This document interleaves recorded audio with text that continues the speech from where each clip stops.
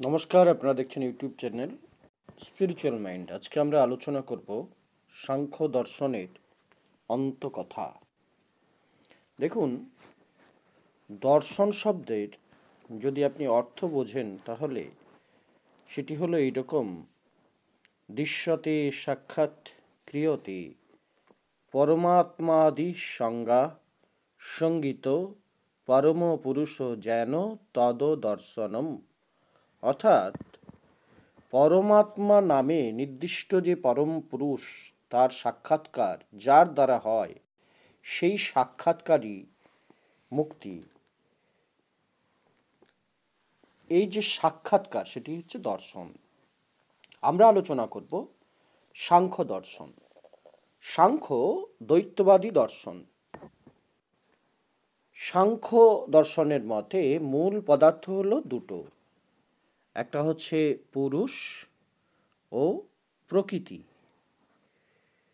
তত্ত্ব হিসাবে 24 পুরুষ নিয়ে 25, তত্ত্ব হিসাবে 24, পুরুষ নিয়ে 25। আমাদের যে প্রকৃতি, সেইখানে রয়েছে 3টা গুণ: সত্য, রজ, তম। এই যে 3 গুণ, তাদের যে চঞ্চল অবস্থা, এই চঞ্চল অবস্থায় আর এদের যে স্থির অবস্থার প্রকৃতি, অর্থাৎ গুণগুলোর অচঞ্চল অবস্থাই হলো প্রকৃতি লয় অবস্থা। ব্যবহার প্রয়োজনে প্রকৃতি ও প্রধান সমান কিন্তু আখ্যান বা আখ্যা যুক্ত। সাংখ্য দর্শন বহু পুরুষবাদ বা বহু পুরুষবাদাত্মক।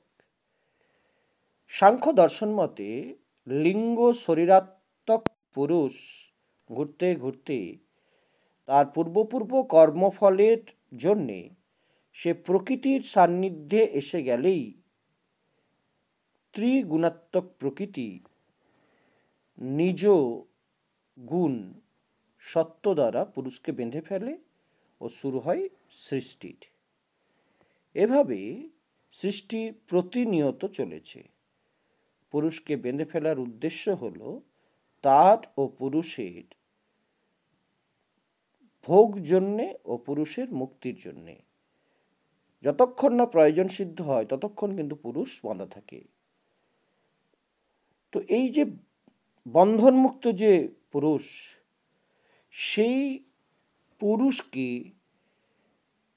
তার যে মুক্তি, সেই যে চেষ্টা এবং সেই সাধন দ্বারা যে মূল বিষয়বস্তু জেনে বৈরাগ্য আনয়ন, পুরুষের জ্ঞানের উদয়, এই যে তত্ত্বজ্ঞান, তত্ত্ব বিষয়ক জ্ঞানের যে আভাস, সেই স্থিত পুরুষ 7টি ভাব থেকে মুক্ত হয়ে নদী তট থেকে নদী দেখার মতো স্বরূপ স্থিতির তটে থেকে সে প্রকৃতিকে দেখে।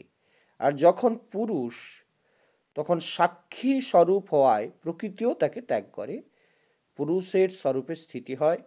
সাংখ্য পাতঞ্জল দার্শনিকদের ভাষার এই রকম যে নর্তকীরা রঙ্গমঞ্চে দর্শকদের নৃত্যগীত পরিবেশনের পরে যেমন রঙ্গমঞ্চ ত্যাগ করে এবং নৃত্য থেকে বিরত হয়, তেমন প্রকৃতি এই সংসার রঙ্গমঞ্চে নিজ কর্মের মাধ্যমে পুরুষে মুক্তি দেয়, তাতে ক্ষান্ত হয়।